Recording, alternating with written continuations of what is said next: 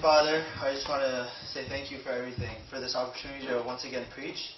And I want to give you all the honor and all the glory because I'm not perfect and yet you still use me. And I just pray that you bless the meditations of my heart, the words that are about to come out of my mouth, and just pray that it's acceptable in your sight. In Jesus' name I pray, amen. So, let's start from the beginning. About a month ago, I came to church around 9 o'clock, and then, because I just dropped my sister off, and I know church starts at 10, so I was just sitting here, and then I was about to fall asleep, and then Pastor Katie sits next to me. She's like, "Hi John, what's going on?" And I was just like, "Nothing much, I'm really tired, I'm about to sleep." And then she's like, "Well, before you do, I have a question for you. Would you be okay with preaching one more time before you have to leave for college?" And I was like, inside I didn't really want to because it's a lot of work and it's really stressful. But you can't really say no. So I was just like, of course, I'd be honored to.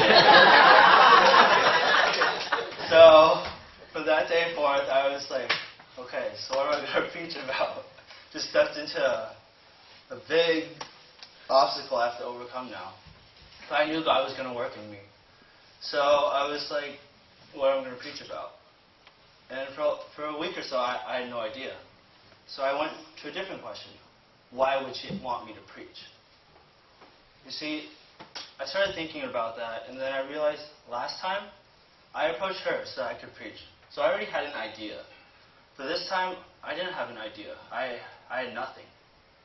So I was like, why would she want me to preach? Then, this kind of happened later on, not really. Hold on. Yeah, so like at the end of the school year, we have yearbooks, right?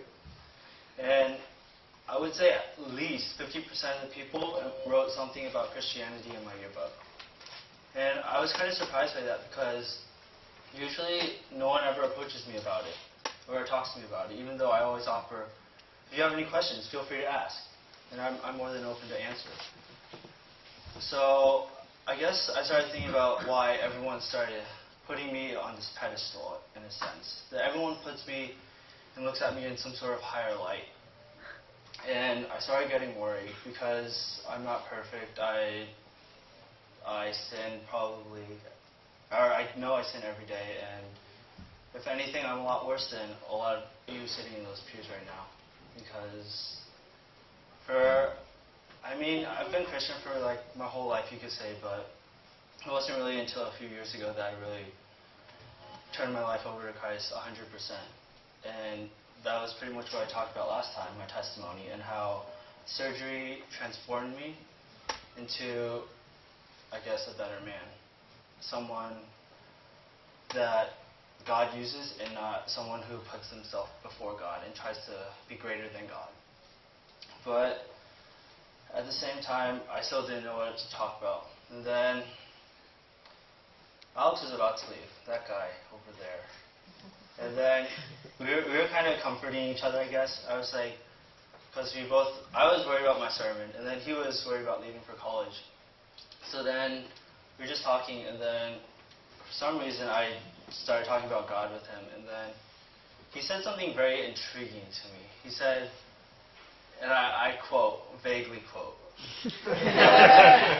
he was like, "John, I can't trust you about everything, but if there's one thing I can trust you about, I know it's about faith."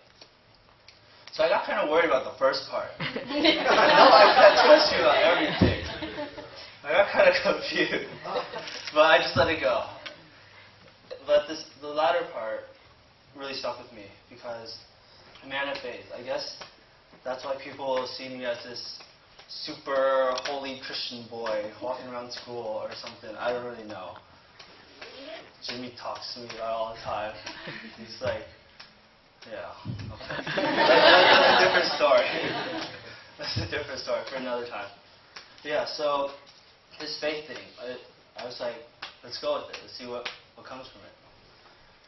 So as it is the first Sunday of Pastor Katie's sabbatical, one of the themes that Pastor Karen told me to look at was to stay rooted.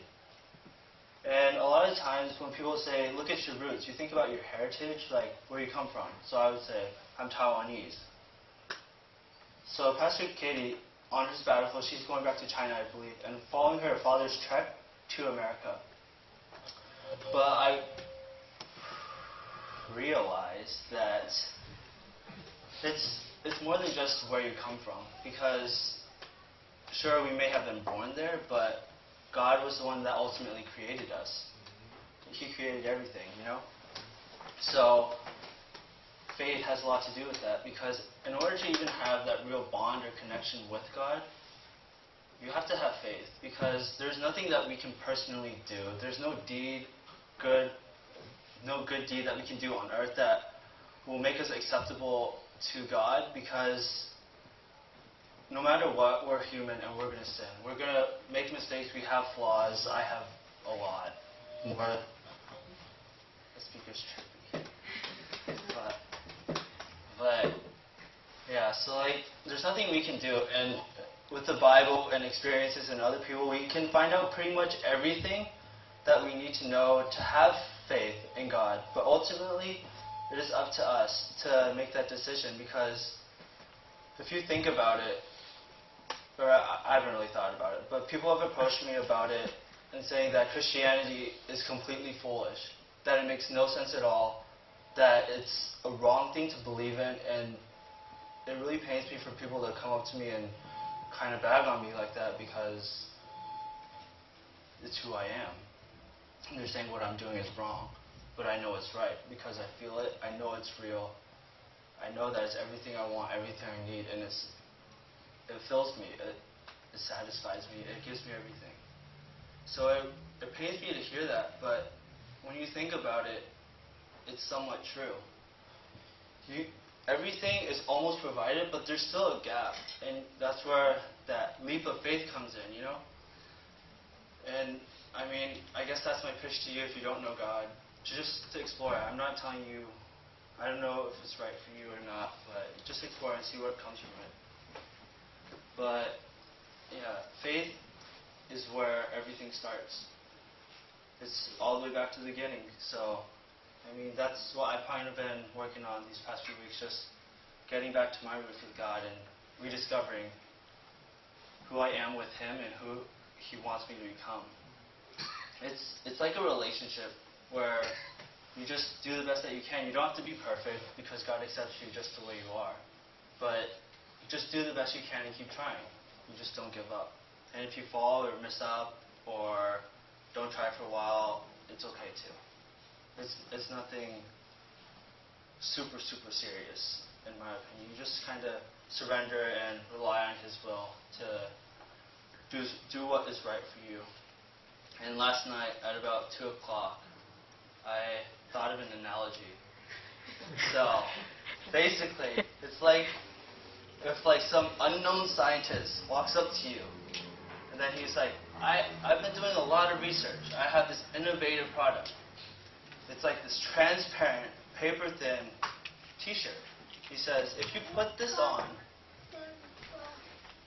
you can't, like, I guess it'd be like for a police officer, but like if you can't, it's like bulletproof in a sense, except it's not super thick, and there probably is something like this already, but just the thought of it was kind of trippy to me. That something see-through, paper-thin, almost like weightless in a sense, can save you from a bullet that can kill someone's life.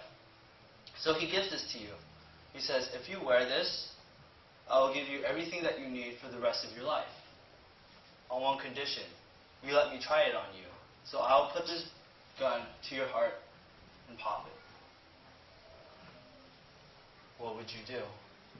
He said he's tried it out, but you don't know this guy. He said it works. He's giving you everything you need if it works, but if it doesn't, you're dead. Just like that. What would you do? That's up to you to decide. That's the end of my analogy. But on a more serious note, or I guess this is all kind of serious. But, so, as you notice, I'm not that, I guess, another reason why I don't think I'm that good of a person is because I don't preach like most people. I'm not going to throw tons of scripture at you. I'm not going to throw all this scholastic history about how all these things happened with like the Old Testament scripture where like the north and the south divided because King Solomon died, and then there's wars, and then blah, blah, blah. That's just not really who I am. I kind of more experiential, and that sounds kind of weird. I'm 18. I don't experience much yet. Like, I just tell you what I've gone through so far and where I am now. So, on that note, what is faith to me? And I really started thinking about it because it's kind of a way we can identify ourselves, because we each would define it differently, I'm sure. So first, I went through about what it's not. I feel there are a lot of misconceptions with faith, just because a lot of people synonymously use like trust with faith.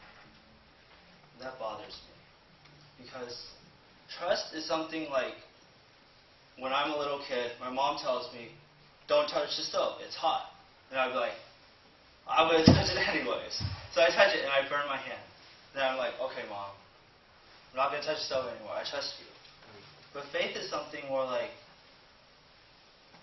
just jump right in and hope for the best. There's not always evidence. There's not always proof of why. It's just something you go with because, I guess, inside it feels right. And likewise, it's not something that can be taught. It's not like calculus. Like, okay, excuse me for using math, but I think that it works well. It's like if your calculus teachers, like this basic calculus, so it's not too much, but it's like take the derivative of 3x squared, and then he's like, oh, you just use you multiply the 3 with 2 and the 6x, whatever, right? It's easy. Then there's that one smart student that's like, well, why does that work? And then you can actually go back and prove it by using the formal definition where you plug in the limit as the change in x approaches 0 of f of x plus triangle x minus f of x over triangle x. So, like, you can prove it and you can go back and, like... It's not in the Bible. Sorry, I'm kind of dirty. That's why I'm going to UCLA. But those types of things, like, you can experience it and then you trust it, or you can be taught it and it can be proven. Faith isn't always like that. It's basically letting go of who you are and what you believe and what you think will happen and hope that God will do something greater. And for me, I really understood this when I had surgery. You see, like, everything was stripped away from me, as you heard last time, or most of you heard last time, where my grades were stripped, sports were stripped, my things in my family were going bad, things personally were going bad. And it just seemed like everything was out of my control, kind of like how Auntie Gina was freaking out about the laptop. But, like, you have faith simply because there's nothing else you can do sometimes. Sometimes everything's just out of your control, and you just got to let it all go and have faith that it'll get better. Even when it only seems like it's going to get worse. Because, quote from One Tree Hill, it's only in the darkest of nights that you can see the stars. Meaning, only in the darkest times, if you have faith, things will get better. It's just something you do on the inside. It's an inward action about how to live. It's like, that's primarily what